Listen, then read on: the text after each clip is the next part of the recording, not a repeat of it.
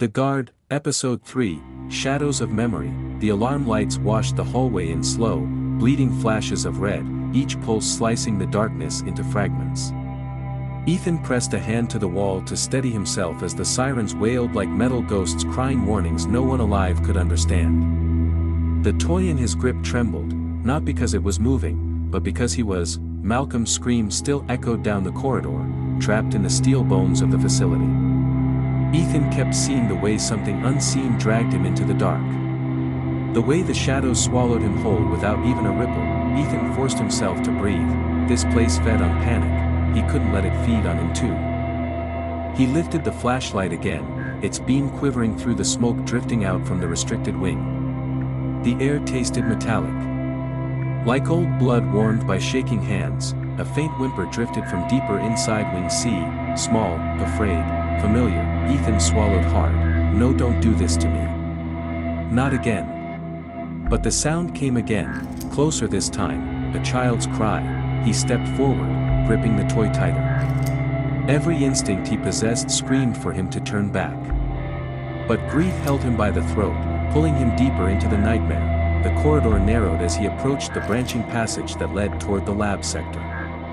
The emergency doors had sealed, but one of them, the one marked C-12, hung crooked on its hinges. Claw marks shredded across its surface. Ethan stepped through.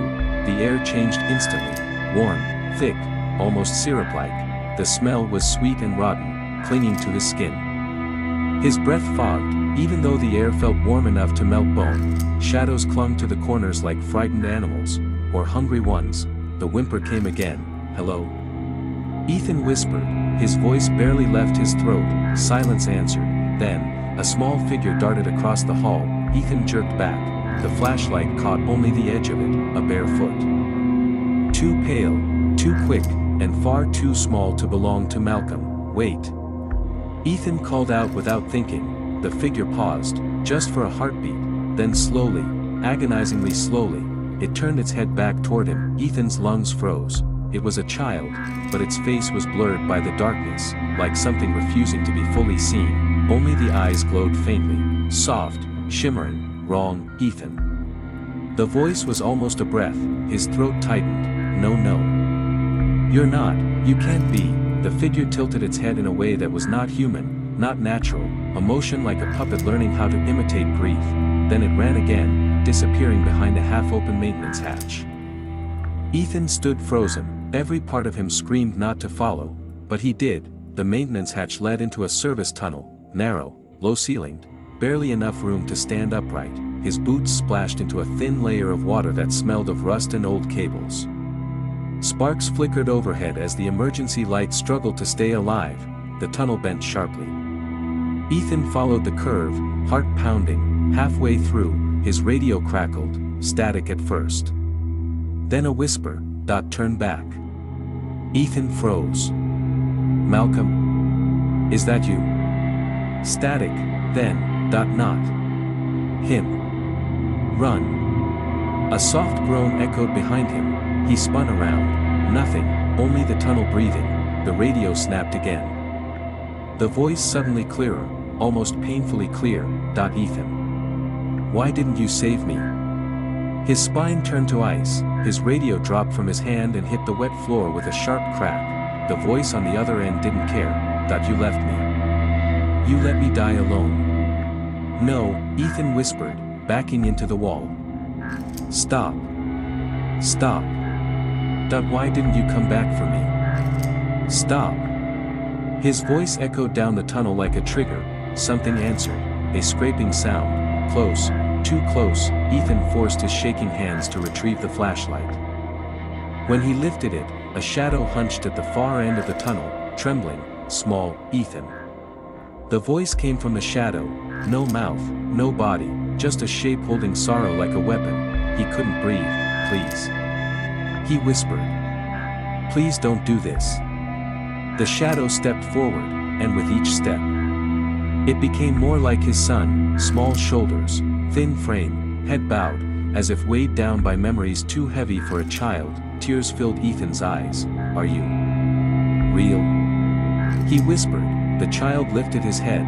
For one impossible second, Ethan saw his son's face, perfect, alive, soft with the innocence of the last day he held him. "Dad." The boy whispered. Ethan fell to his knees. "Please, God, please." He reached out, trembling. The child reached back. Their fingers almost touched, almost. Then the child's face cracked, split, shattered like glass struck from the inside, revealing eyes that burned with something ancient. Not his son, never his son. A scream tore from the creature as its limbs twisted into jagged angles. It lurched forward, too fast, too broken. Ethan scrambled back, slipping on the wet floor. His flashlight rolled away, beams spinning wildly. The creature slammed into the wall inches from him, its limbs scraping, searching, desperate, and it whispered again, not in a child's voice now, but in dozens of voices layered on top of each other. "We remember you." Ethan bolted down the tunnel, gasping, stumbling through the dark. The creature shrieked and lunged after him, its hands clawing metal, sparks flying. He burst into the next chamber, a wide utility room filled with old machines and pipes wrapped in frost. He slammed the metal door shut and locked it with trembling fingers. Thud, thud, thud. The creature rammed the door, denting it with each strike. Ethan backed away, chest heaving. The door bulged once, twice, then the pounding stopped. Silence spread like a stain. Ethan waited. 1 second, 5, 10. Then, footsteps above him, slow, soft, childlike. His blood ran cold. Something moved through the ventilation ducts overhead, crawling with deliberate patience. Click. A small metal hatch above him loosened. Click, click. Ethan's breath stuttered. The hatch slid open with a long, aching creak. Darkness waited inside. Then a whisper drifted out, gentle, melodic, familiar in the worst way, that I'm cold. "Dad. Why didn't you come back for me?" Tears burned down Ethan's face. "Stop using his voice," he whispered. "Please. Come to me.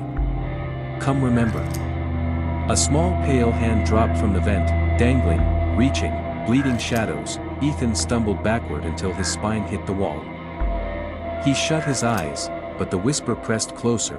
"You left me. But I never left you."